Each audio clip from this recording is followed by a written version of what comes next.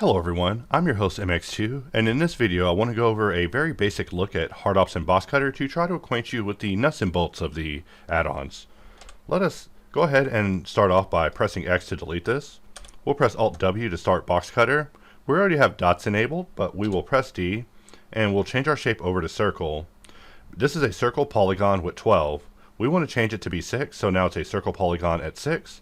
This means that whenever I hold Control, I will have a dot in the viewport aligned to world. Whenever I click and drag, I will be able to bring my shape out where I click, and we're just creating the first part of our bolt. Next, I will press D to go back into Helper, and we'll change our vertices up to 12. And from here, I will just get a dot jumping off of this center area here. We'll press J in order to transition from cut to join, just a common way I like to work. And we will just extrude that upwards. Next, we will jump off of that and we'll press J to switch over to join, and we're going to also extrude that up. So a big part of HOPSCutter is using dots to jump off and create more shapes. Just one of my favorite ways to work.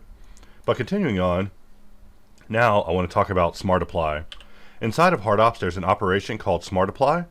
We see in the tooltip that if I shift click it, it will perform a duplicate, meaning I can hide the original non-destructive version that we were just making, and I can go in and start making modifications. But we see that when I did my apply, we also applied the auto smooth, and as a result our shading's inadequate.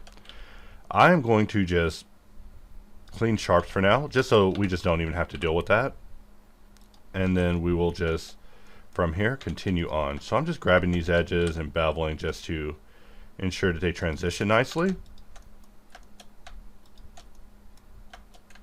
In fact, we will dissolve that, and now we are making major leeway. However, having a flow happening like that is not going to be adequate. So to keep the tutorial strictly hops and HOPSCutter, I'll even demonstrate some of the nuances when it comes to topology with HardOps, because we do handle it on a cursory level. For example, I can press Q and shift click mark, and shift clicking mark will jump us into select tool. And select tool foundationally has a lot of similarities to insolve, and that is by design. It's because we wanted to improve and expand upon what we started with select tool. Select tool was made really to assist me with selection on the laptop, and then it quickly expanded into topology because I just can't stop trying things that require massive rework. But as a result, we now have select tool, which is quite flexible and nicely functional, but it is also a little ancient. I'm able to use it quite well because after all I was the person who designed it, but for others they may not find it as flexible. In fact, it's been in HardOps for many years, with most people opting to just not even deal with it. But me personally, I can go in here, press select, press B, and basically perform a bevel without soling my bevel. I could press J, jump over to join, perform my join operation. And the goal of select tool is to be 100% stable, 100%, to use the most basic Blender operations in a powerful way, and to basically keep everything working.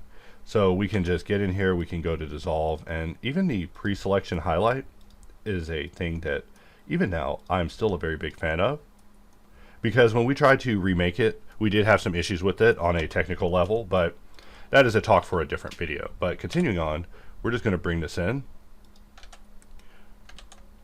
We'll bring it in maybe there, and let's go back into mark, and we'll press M to go to merge, and let's just turn that into a single point. And we see that the visual just isn't all the way there, but the basic function of gravitational collapse has been a long time thing for us.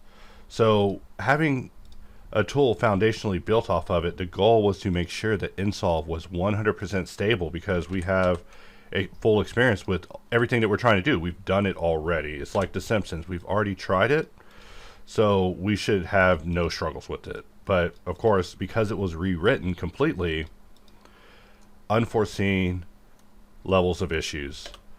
But that's fine. It just means that when we start deviating, it will deviate very hard and very well, because there are some limitations when it comes to select tool that left us at this state. For example, The ability to even undo inside of a modal was a very special operation to add.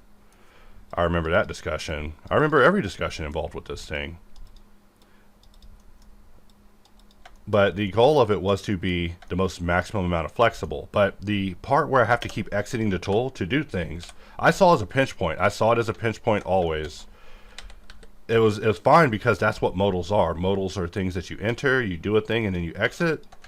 But me personally, sometimes I don't like to exit, and that's where HOPSCutter comes in. HOPSCutter has the ideology that if you enter HOPSCutter, your next maneuver is a cut, and your next maneuver is a cut, and your next maneuver, guess what? It's a cut. And that's not in a bad way. That's just us trying to be fairly proactive with predictability. But really, it only triggers on left mouse click and drag. You see I'm able to get in here and still be in HOPSCutter and select my edges and do everything I normally do. I can shift click mark, jump back into select tool, press F to jump to select, press B to bevel.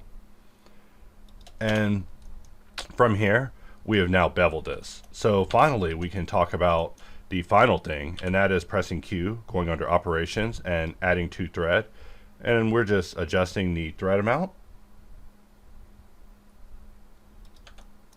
So now we have our completed result looking a lot like the Wikipedia page.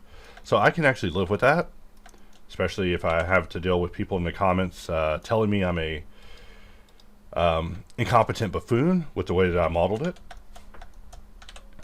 But let us grab these, and we will also go in and do the same thing. And the reason that I chose to use select tool for this is to just demonstrate that both of these concepts are still very viable. Like, we definitely would not ever in a million years, I would never remove a fully working, perfect feature, time tested conceptually from hops. I know to others it might be unusual. You might be wondering, why would you make a tool based on a tool? But really it's because I see so much potential with the concept that having it in hops will just set it up to be disintegrated by time through one of the many systems that Blender just chooses to destroy at random. So having it be something dedicated ensures that we can focus on it and make something that will truly honor our pursuit with it, because hops has so many pursuits, but we need to make sure that the ones that we actually do care about, they get to a intended solution or an intended destination. For example, HOPSCutter. HOPSCutter could have been a button inside of HardOps, but if that would have happened, it never would have had the amount of flexibility and capabilities that it has now because of all that we added to it. I mean, I look at the input panel and I look at it as a massive victory in us being able to have a tool do so much variably to satiate so many different people that basically if we would have put that all in HardOps, it would have been its own massive anchor bringing it down. And I also see that for Insolve. I see Insolve as something so great that continuing it in hops would just be an anchor weighing down the whole tool, taking focus away from its goal, which is everything. So now we have our model and we have it ready to basically showcase. I'm going to press Q and we'll just add a camera. And looking at it from top view, I just like to make sure that this camera is always on this line, just so my frame 1 is always level. And we will grab the empty of this, move it up. And I know I talked a whole lot in this video. I apologize for that. But I did want to kind of do a basic model, just kind of expressing how to use the tool, but also to give some insight into select tool, because select tool is getting expanded, but not in the way that it is via Insolve. And for that reason, it also must continue to be inside of the tool. So with that, I wrap up this video for now. I thank you all for watching, and I'll see you guys next time.